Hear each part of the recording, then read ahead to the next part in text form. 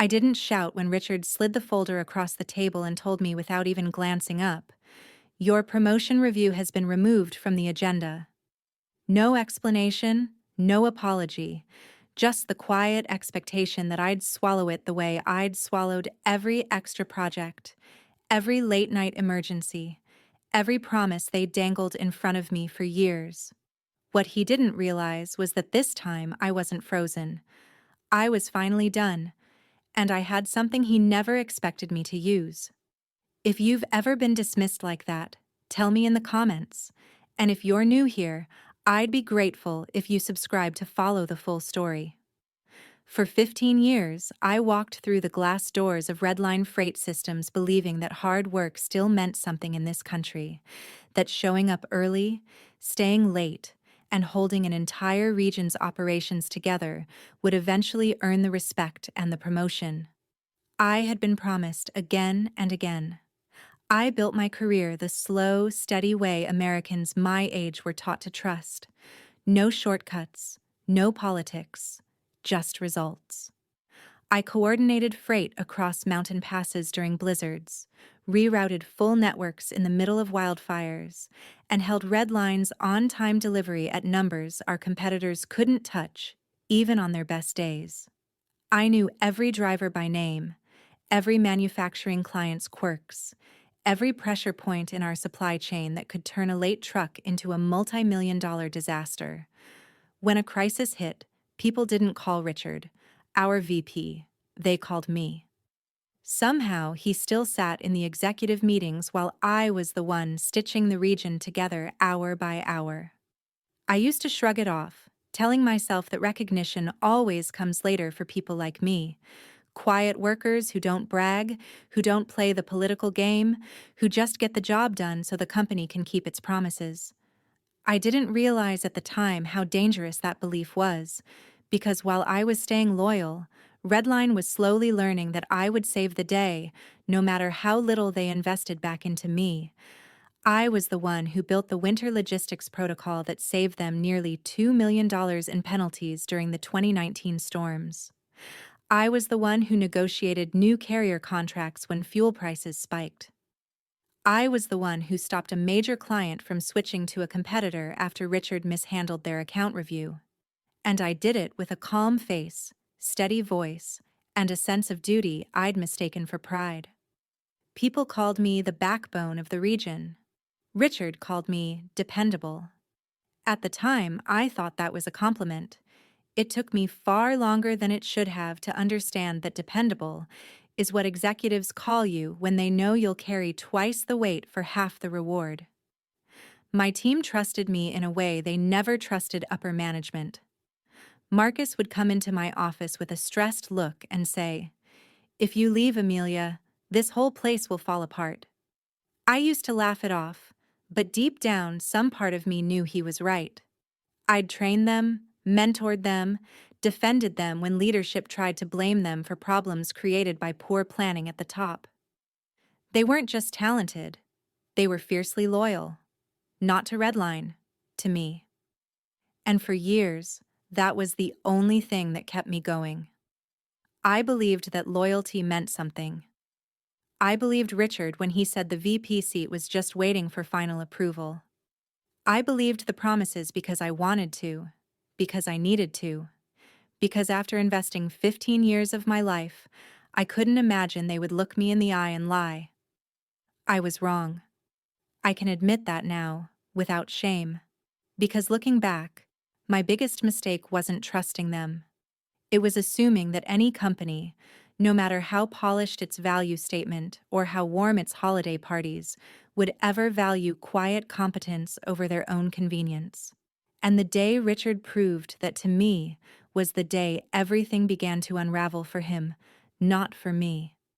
I remember every detail of that Friday afternoon, the way people remember the moment a surgeon says the word malignant. Nothing dramatic at first. Nothing loud or explosive. Just a tone, a posture, a shift in the air that told me something irreversible was coming. Richard had scheduled the meeting 3 months earlier, labeling it final review and transition planning.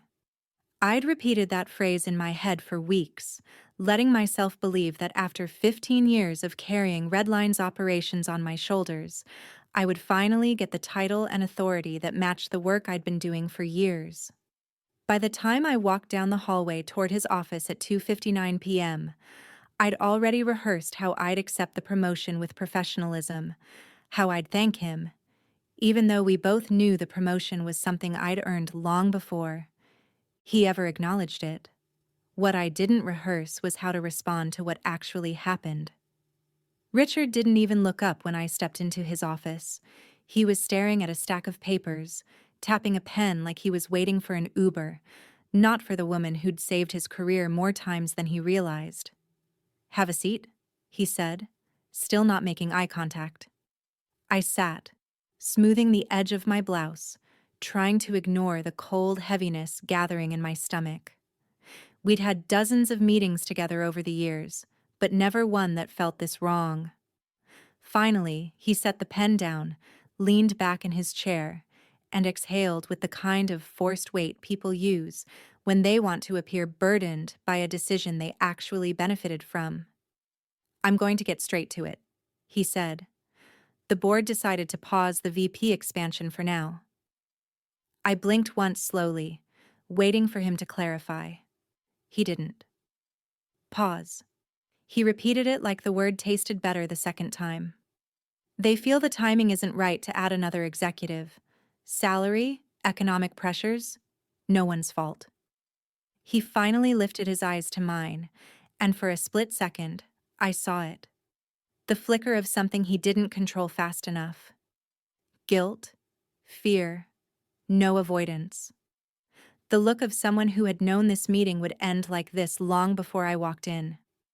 "But Richard, the promotion package was already approved," I said, voice steady, even though my chest had tightened. "You told me the final step was just documenting the transition timeline. Did something change?" "These things happen," he replied, shrugging in a way that reminded me of a teenager pretending not to care. "Priorities shift, budgets tighten, we all have to adapt." Adapt? That word hit harder than I expected. I'd been adapting for years, adapting to being overlooked, adapting to doing work 2 levels above my pay grade, adapting to every last-minute emergency the executives couldn't handle. Adaptation was the only reason Redline was still standing, but now he was weaponizing it, using my loyalty like a cushion for his decisions. "I understand budget shifts," I said, "but compensation was tied to responsibilities I've already taken on. If the title is delayed, is the salary at least being adjusted?" That was the moment he broke eye contact again. "The board wants roles and pay to remain aligned with organizational structure," he said, reciting it like a script. "Once the VP seat opens again, you'll be first in line." First in line. I'd been first in line for 2 years. It was a lie they gave me to keep me quiet, to keep me grinding through 16-hour snowstorm reroutes and midnight freight reassignments that made Richard look like he had impeccable leadership instincts. I stared at him. Really stared. And the truth became impossible to ignore. This decision wasn't about budgets. It wasn't about timing. This was about control. If they promoted me, they'd have to pay me. If they kept me where I was, they could squeeze every ounce of operational expertise out of me without giving me the authority or recognition I'd earned 10 times over. And Richard, comfortable, protected. Richard could keep his nephew stationed conveniently close to the leadership pipeline without competition. He didn't say that part. He didn't need to. His eyes said it for him. Still, I forced myself to breathe evenly. "So, after 15 years, I said quietly, you're telling me the board suddenly doesn't believe adding a VP is necessary?" "Not at this time," he replied. "Be patient. You're valuable, Amelia. Keep doing what you're doing." There it was, the line every exploited worker eventually hears. Keep doing what you're doing. Translation: stay quiet. Don't ask questions. Carry the weight so we don't have to. Something inside me snapped. Not loudly, not dramatically, but with a clean and final precision, like a rope that had been fraying for years finally giving way. He didn't notice. He thought I was swallowing the disappointment the same way I always had, but I wasn't. Not this time. I gathered my notebook, stood, and said, "Thank you for the update." My voice was calm, cold, and certain, and Richard, in his comfortable arrogance, had no idea he had just ignited the beginning of his own collapse. When I walked out of Richard's office, the hallway felt different, thinner somehow, like the air itself was quietly telling me that whatever life I'd built at Redline had just ended, even if I hadn't fully admitted it yet. I moved on instinct, the way you move after hearing bad medical news. Calm, steady, detached enough to function, but too raw to feel the full weight yet. I closed my office door behind me and sat down slowly, staring at my screen without really seeing it. For years, I'd convinced myself that patience was a virtue, that loyalty would eventually pay off, that people like Richard were simply slow to recognize the value of the work people like me did. But sitting at my desk that afternoon, the truth finally crystallized. They never intended to reward me. The promotion was never waiting on a board meeting or budget approval. It was a story they told me to keep me doing the work no one else could. The realization wasn't loud. It was quiet, sharp, and clean, like a blade sliding into place. I opened my email, not to work, not to clear my inbox or review weekend coverage schedules, but because I needed something to anchor myself. That's when I saw the messages I'd ignored for months. Recruiters, competitors, former colleagues, people who had left Redline and said, "You're too good to stay there, Amelia. They're using you. Come join us." I'd always brushed them off, telling myself Redline would come through. Now, reading those subject lines, operations director role, leadership opening, we need someone like you, I felt something shift. It wasn't desperation, it was possibility. The email that stopped me cold was from 3 weeks earlier, from Jordan Reyes, CEO of Summit Flow Logistics. I'd heard the name whispered with equal parts respect and envy. He'd built Summit Flow from a local carrier into a tech-driven powerhouse challenging national brands. The subject line was simple. "Would you consider a conversation?" I clicked it open. "Amelia, I followed your work for years. Your operational strategies at Redline have become reference points in our hiring and training programs. If you are ever open to leading at a higher level, we have a VP seat that needs someone with your instincts. I'd value the chance to speak with you." There it was. Direct, clear, no games, no carrots on strings. A real offer from someone who didn't need to be convinced of my worth. My fingers hovered over the keyboard, the smallest tremor running through them. Part of me felt disloyal. Part of me felt furious that I even felt disloyal after what Richard had done. But the strongest part felt something I hadn't felt in years. Freedom. I typed a reply without hesitating. "Jordan, thank you for reaching out. I'm available this weekend if you still have time." I hit send before I could talk myself out of it. It was 4:22 p.m., 38 minutes after Richard told me to keep doing what I'm doing. 38 minutes after 15 years of loyalty officially expired. I leaned back in my chair, exhaling slowly, feeling the first real breath I'd taken all day. My phone buzzed. A new email. Jordan had responded almost immediately. "Tomorrow morning, 9:30, Summit Flow HQ. Been waiting for your yes. Waiting for my yes. Not waiting for me to prove myself. Not waiting for me to accept scraps disguised as opportunity. Waiting for me." I looked around my office, my neat files, my operational binders, the wall calendar marked with deadlines and crisis prevention protocols I had designed myself. For the first time, I didn't feel pride. I felt clarity.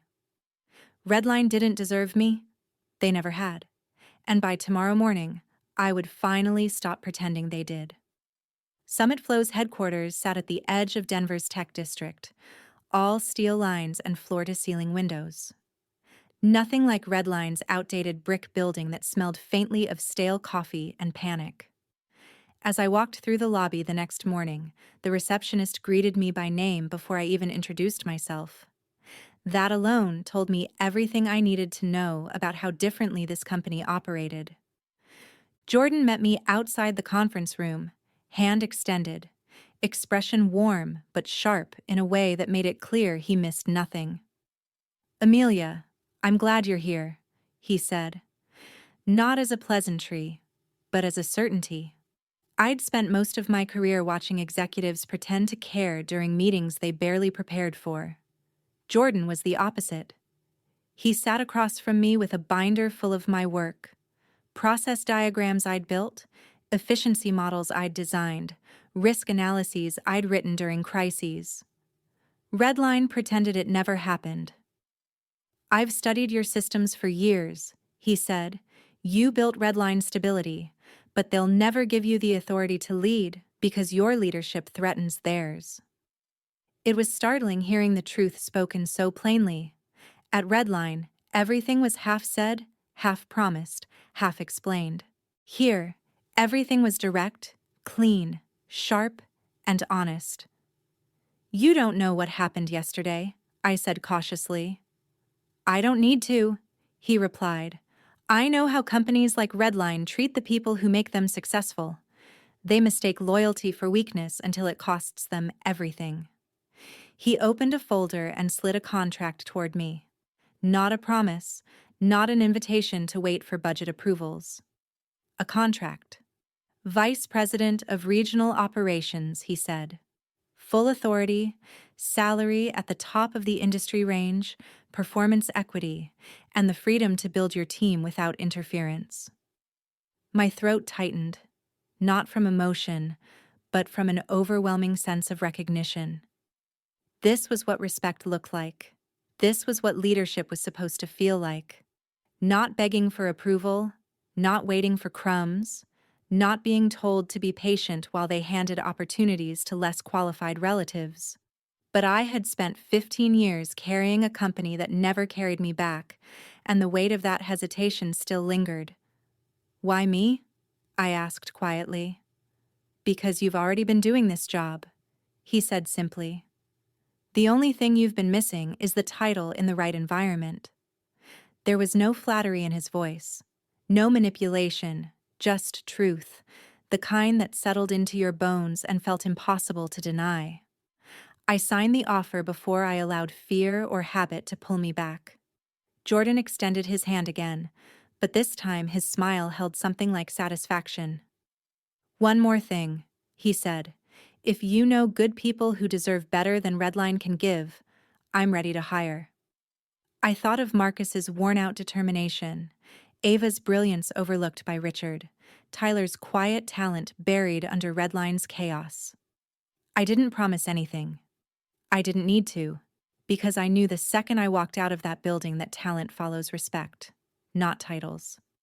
And Redline was running out of both. I walked into my new office at Summit Flow at exactly 8:32 a.m. on Monday morning, still half running on adrenaline from the weekend. The space wasn't large, but it was mine. Clean desk, crisp screens, a window overlooking the district. No stacks of overdue reports dumped on my chair. No morning crisis waiting for me like a trap. No Richard pacing outside my door pretending he was the one keeping the region functional.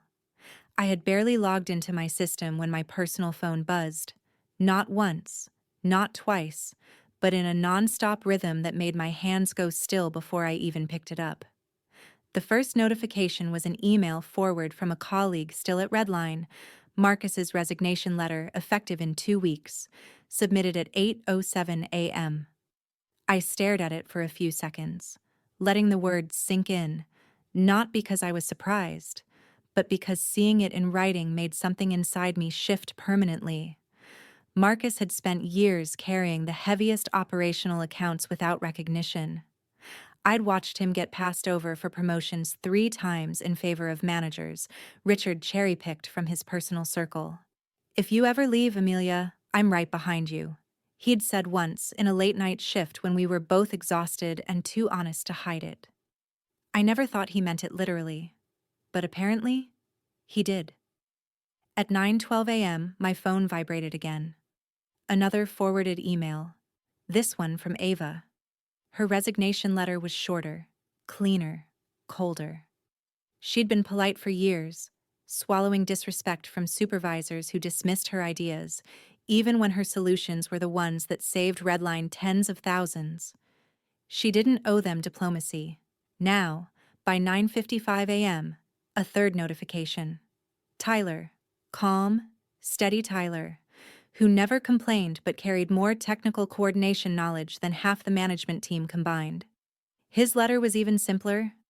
"I'm grateful for the years of experience. It's time to grow elsewhere." I knew what that meant. He was following me. They all were. Not because I recruited them.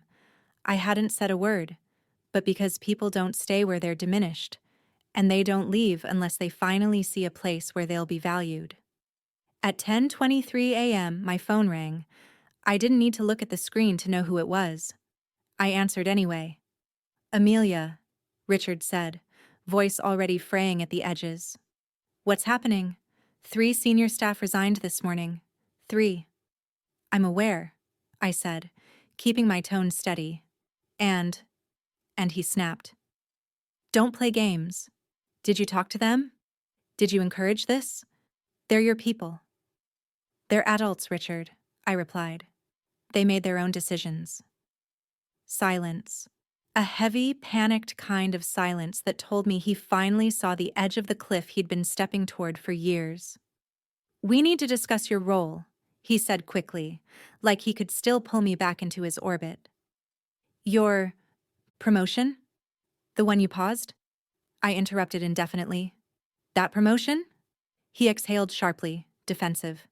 "Now things were misunderstood. We can revisit the timeline." Timeline. Always a timeline.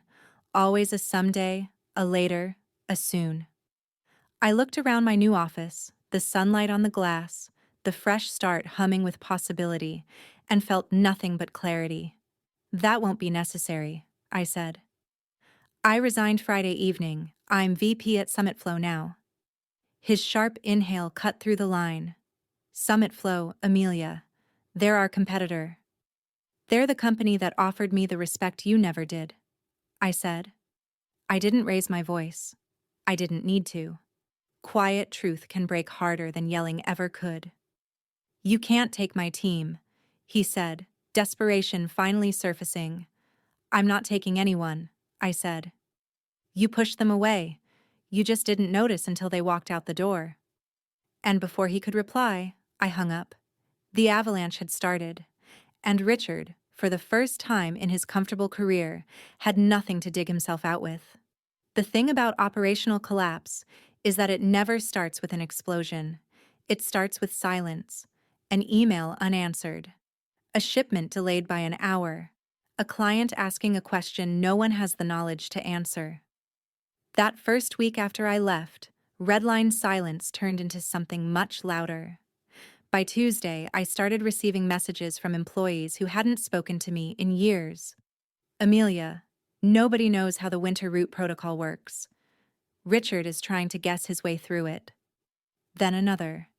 "The new coordinators don't understand the carrier escalation chain. We're missing deadlines."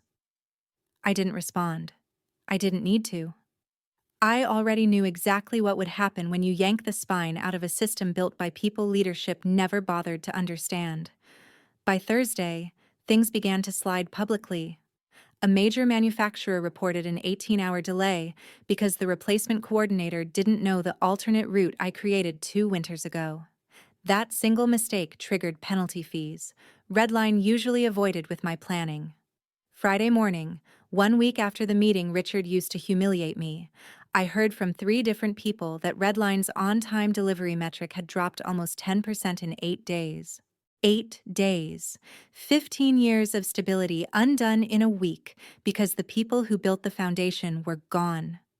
At Summit Flow, I watched the fallout from a distance while building out our expansion strategy. Jordan didn't ask for gossip. He didn't celebrate Redline's pain. He focused on the future, my future, our team's future, the clients who were already reaching out to us because they sensed instability across the city. Still, the updates kept coming. More resignations, more complaints, confusion spreading through Redline's floors like a slow electrical fire. Employees who once brushed off my concerns were now messaging me directly, saying, "You were right. They never understood what you did for them." It didn't bring me joy. It brought clarity. Leadership at Redline had spent years believing operations would run themselves, that loyalty could be taken for granted, and talent would stick around no matter how many times they delayed a promise. They had never been tested. Now they were. Week 2 was worse. Another shipment mishandled. 2 more coordinators quit. A client issued a formal review citing service inconsistency. Richard, panicking, hired a consultant at $15,000 a week to stabilize processes. But you can't reverse engineer 15 years of institutional knowledge from a binder. You can't buy back loyalty once it's broken. And you can't rebuild respect when everyone watched you squander it. By day 19, Redline wasn't declining, it was free-falling.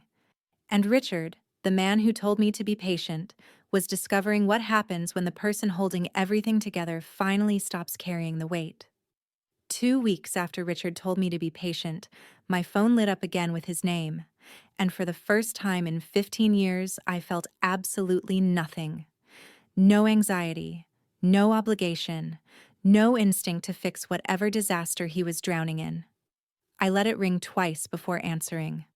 Not out of spite, but because I wanted him to feel the space that had finally opened between us. "Amelia," he said, forcing steadiness he didn't have, "we need you back." The desperation in his voice wasn't subtle anymore. It was raw. "Operations are spiraling. Clients are threatening to pull contracts. We've lost—" He paused as if saying it out loud might make it worse. "We've lost 7 people this week." I stared at the sunlight spilling across my new desk at Summit Flow, the calm hum of a functioning, well-led operation behind me. "I'm sorry you're dealing with that," I said, and I meant it. Not for him, for the people left suffering the consequences of leadership negligence, but Redline isn't my responsibility anymore. He rushed in, words tumbling over each other. "We can reinstate your promotion immediately. VP title, a significant salary increase, equity, real equity, complete operational authority, whatever you need." I almost laughed, not because it was funny, but because it was surreal hearing him offer in panic everything he claimed Redline couldn't afford just 16 days earlier. "Richard," I said quietly, "you told me the budget wouldn't support the VP seat. You said the timing wasn't right." "Things changed," he snapped. "You know they changed." "Yes," I said. "They changed because the people who held your operations together finally left." Silence, heavy, defeated. "Amelia," he said softer now, "you built this region. You know we can't function without you. Please just meet with us. Let us make this right." But there was no making it right. Not after years of excuses. Not after weaponizing my loyalty. Not after pushing my team to the edge until they had no choice but to walk away. I looked out at Summit Flow's shipping yard, organized, efficient, humming with activity under a system I was already shaping. "I'm exactly where I should be," I said, "and the people who trusted me are here too, thriving." "You didn't lose us this month, Richard. You lost us years ago when you decided our loyalty was cheaper than fairness." He exhaled a long, hollow sound. "We can't survive this, Amelia." "Then you should have treated the people who kept you alive better," I said. "Good luck." I hung up before he could answer. I didn't feel triumphant. I felt resolved, because the truth was finally undeniable. Sometimes the only way to save yourself is to stop saving the place that was never willing to save you. In the months that followed, the story of Redline's collapse stopped being office gossip and became something colder, something studied, an example of what happens when leadership mistakes loyalty for limitless endurance. Industry journals dissected their downfall. Analysts traced every misstep back to the same root cause. Supply chain conferences used their case as a warning for executives who believed people like me were replaceable. Meanwhile, at Summit Flow, my world grew wider. I was leading a team twice the size of the one I'd left behind, shaping new protocols, negotiating contracts with companies that once swore they'd never leave Redline. They came to us quietly at first, then openly, even proudly, saying they wanted stability, transparency, and leadership that actually listened. And every time a former Redline client signed with Summit Flow, I felt the same steady truth settle deeper inside me. They weren't following a company, they were following competence. One afternoon, nearly a year after Richard canceled my promotion, I was invited to speak at a regional leadership forum. The room was full of mid-career managers, tired eyes, hopeful faces, people who had spent years swallowing disrespect because they were afraid of starting over. I told them the truth. I wish someone had told me sooner. Document every promise, I said. Pay attention to what leadership does, not what they say, and understand that when a company keeps pausing your future, what they're really telling you is that they don't see you in it. They listen the way people listen when they recognize their own story being spoken out loud. Afterward, a woman about my age approached me quietly. "How did you know it was time to leave?" she asked. I didn't hesitate. "When staying started to cost me more than leaving," I said. When I realized the promotion I was waiting for was never coming, I walked out of that room knowing something I had earned the hard way. The collapse of Redline wasn't my revenge. It was the invoice for 15 years of ignored loyalty finally coming due, and I didn't have to lift a hand for the truth to reveal itself. All I had to do was stop carrying the weight that was never mine alone. When I look back on everything that happened, what stays with me isn't the drama or the downfall. It's the clarity. I learned that loyalty can be a beautiful thing, but only when it flows both ways. The moment it becomes a one-way street, it turns into self-betrayal disguised as dedication. For years, I believed patience was the price of success, that if I just worked harder, waited longer, or proved myself one more time, someone in power would finally do the right thing. But life doesn't reward the quiet suffering of people who keep carrying burdens others refuse to acknowledge. It rewards the moment you recognize your own value and refuse to let anyone discount it again. In my case, the consequence Richard faced wasn't something I orchestrated. It was something he created. And that taught me another truth. Sometimes revenge isn't loud. Sometimes it's simply walking away and letting the system expose its own cracks. The universe doesn't always hand you justice, but it never lets hypocrisy stand forever. And while forgiveness can be freeing, I also learned that silence, choosing not to return, not to justify, not to rescue, can be the sharpest, cleanest knife you ever wield. For anyone hearing this and recognizing pieces of their own life, your worth isn't measured by what your bosses say, nor by the promises they make to keep you in place. It's measured by the impact you bring, the people who trust you, and the standard you hold yourself to when nobody else is watching. If you feel stuck, overlooked, or undervalued, don't wait for someone to choose you. Choose yourself, even if it means stepping into uncertainty. The life you want rarely exists inside the comfort of being needed. It exists in the courage of being respected. How to get started today. Write down every promise or commitment you've been given. Then ask if actions match the words. Update your resume or LinkedIn quietly without announcing anything. Reach out to one person who values you and let them know you're exploring new possibilities. Spend 10 minutes imagining the life you want, not the life you've settled for. If this story resonates with you, tell me in the comments.